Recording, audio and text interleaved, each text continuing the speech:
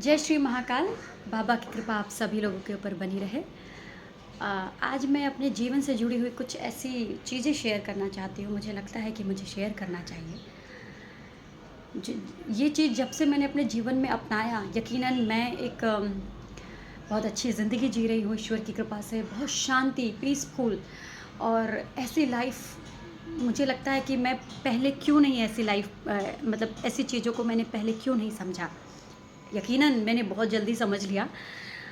ईश्वर की बड़ी कृपा है कि उम्र रहते ही मुझे भगवान ने उस जर्नी पर चलाना शुरू कर दिया। शायद मेरे कुछ पिछले जन्म के पुण्य रहे होंगे। चलिए बातों को, वीडियो को लंबा नहीं करते हैं। एक चीज़ पहले पीछे से थोड़ा शुरू करते हैं। जब मैं बहुत छोटी थी तो मुझे ना एक्टिंग करने का बड़ा शौक़ था, अभिनय करने का बड़ा शौक़ हुआ करता था। जब रामायण देखा, श्री कृष्णा देखती थी, शक्तिमान देखती थी, तो बड़ा ही, और छोटे-छोटे जो बहुत सारे ऐसे जो सीरियल्स जो बचपन में हम देखते थे, तो मुझे बड़ा अंदर से लगता था कि काश मुझे भी ऐसे अच्छे-अच्छे ड्रेसेस पहनने को मिले, ऐसी एक्टिंग करने को। तो मुझे बड़ा बचपन से शौक़ था इन चीज़ों का।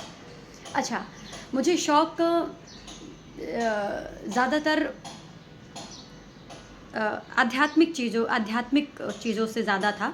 जैसे मैं क्लासिकल डांस या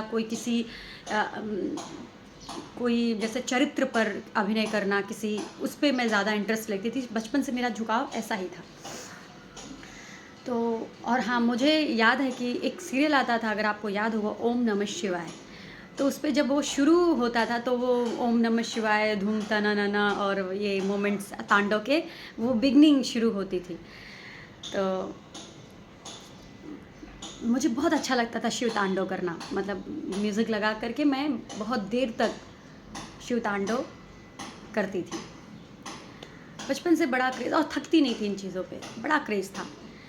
तो मैं बस ये सोचती थी कि जल्दी-जल्दी पढ़ाई कंप्लीट हो और मैं बस मुझे मुझे तो एक्टिंग करना, पढ़ाई-वढ़ाई का इतना कुछ अंदर से लगता नहीं था कि इन चीज़ों पे मुझे ज़्यादा वो रखना चाहिए। पर फिर भी एजुकेशन मस्ट था। तो मेरी फैमिली भी ऐसी थी कि नहीं, पढ़ाई बहुत ज़रूरी है।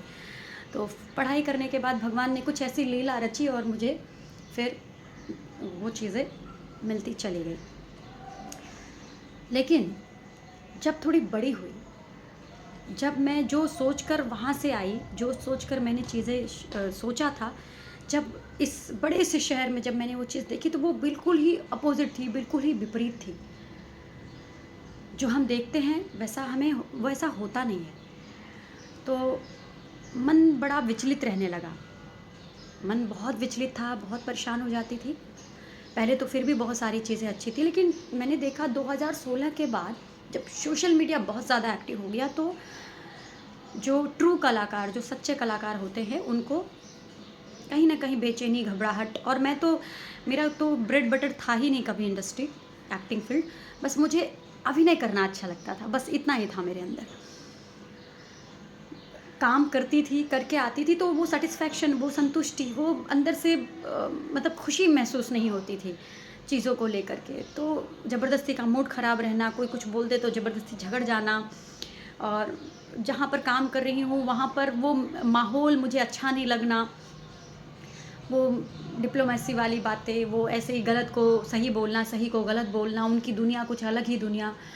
तो मैं अच्छी होने के बावजूद भी, अच्छे सिस्टम में चलने वाली लड़की होने के बावजूद भी, मैं हमेशा लोगों की नज़र में ऐसे रहती थी कि बहुत घमंडी, बहुत ऐसी, बहुत वैसी। बट ठीक है, तो मैं बार-बार आके अपने आप से ये चीज़ें पूछती थी कि कहाँ मैं गलत हूँ? क्या चीज़ें हो रही हैं? समझ नहीं आ रहा है मुझे, नहीं हो आता था। दिल कहता था you are right, you are right. अच्छा, जब मैं आध्यात्मिक चीज़ों से रिलेटेड कोई काम करती थी, इवेंट्स करती थी, मतलब अध्यात्म से रिलेटेड कुछ भी, लोगों को ही, वहाँ मेरा हमेशा अच्छा चला जाता था। लोग मुझे अप्रिशिएट करते थे। जब मैं ज्ञान की चीज़ें कुछ पढ़ती थी, वहाँ पर मुझे लगता था कि ये तो मेरे लिए, मतलब यही तो हूँ मैं, यही तो, मतलब ऐसे मुझे माहौल, मतलब ये, और जब ये माहौल देखती थी और ये देखती थी, तो मुझे बड़ा ही अलग लगता था। बड़ी परेशान थी कि क्या हो रहा है लाइफ में, मतलब क्यों ये दुनिया मुझे समझ नहीं पा रही है।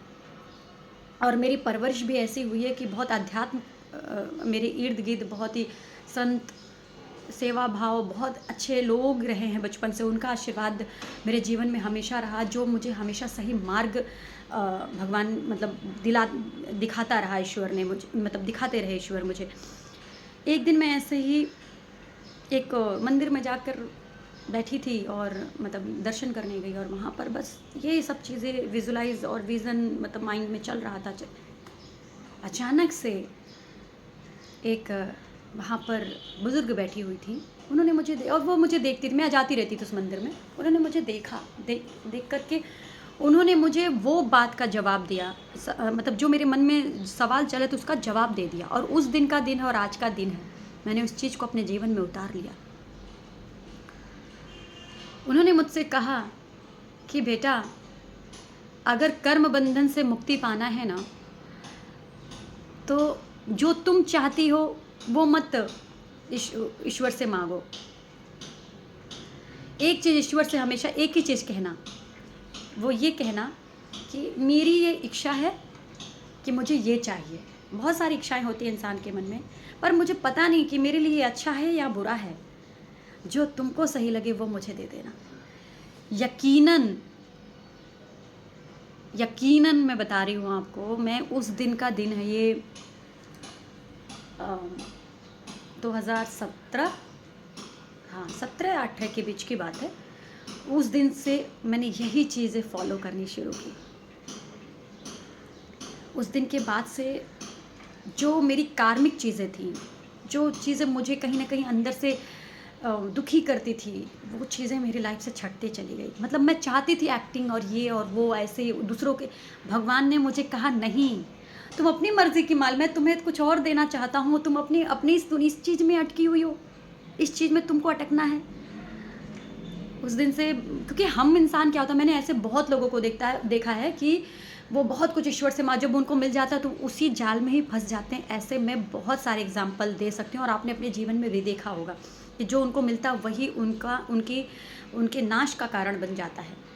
कि वो ज़बरदस्ती आप कुछ चीज़ पा सकते हैं, बट आपको पता नहीं वो चीज़ आपके लिए अच्छी है या बुरी है ना। ईश्वर से हमेशा मैंने अपने जीवन में उतारा है कि इच्छाएं हैं इंसान की, ये है वो है, पर मुझे पता नहीं, मुझे जो सही लगे ईश्वर तुम देना, और मन क्रम वचन में तुम वास करना, ताकि इससे कुछ मुझसे गलत ना हो। उस दिन के बाद से ईश्वर की कृपा से ईश्वर ने मुझे बहुत प्यार से संभाल लिया। जो आज मैं सेटिस्फाइड हूँ, अंदर से बहुत खुश हूँ। लोगों के बीच में एक ऊर्जा भरने का काम कर लेती हूँ।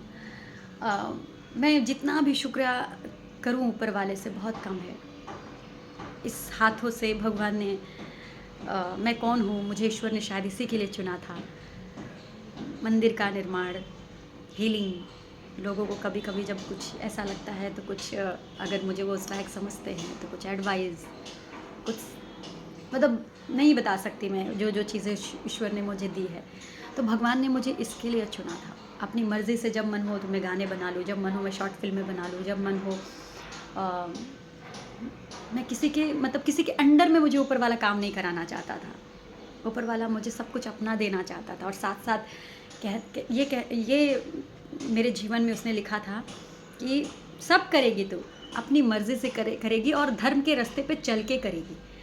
तो यही, कभी भी ना ज़िद्द में कोई चीज़ नहीं, कुछ अपने कर्म बंधन से अगर आपको मुक्ति पानी है, क्योंकि ईश्वर जब तुमको देगा ना तो वही चीज़ देगा जो तुम्हारे लिए अच्छा होगा। और सबसे बड़ी चीज़, आपको दोबारा अपने कर्म बंधन में फंसना नहीं होगा, क्योंकि आपने तो भगवान पे छोड़ दिया कि भाई हमें पता नहीं है, हम नहीं जानते, अब तुम जो दोगे वो ठीक है। तो आप कहाँ गलती कर रहे हो, आप कहाँ कर्म बंधन में फंसोगे। उन दादी माँ का तो मैं बहुत शुक्रिया अदा करती हूँ कि वो जो है उन्होंने मुझे ये चीज़ मेरे दिमाग में डाली। उस दिन के बाद से आज का दिन है। मैं कभी भी इसलिए बूढ़े बुज़ुर्गों की बात को, या चलते फिरते, यकीनन मैं जब कभी उलझ जाती हूँ किसी चीज़ को लेकर के, मैं चलते फिरते मुझे कोई ना कोई ऊपर वाला ऐसा माहौल रचता है, ऐसी चीज़ें करता है कि मुझे उस चीज़ का जवाब मिल जाता है। कभी करके देखिए, आप कभी कर्म बंधन में नहीं फंसेंगे, और आपके लिए जो अच्छा होगा वो वही ऊपर वाला आपको देगा। वीडियो काफ़ी लंबा हो गया है, पर ये बताना बहुत ज़रूरी था, तो मुझे लगा कि मैं शेयर करूँ। जय श्री महाकाल।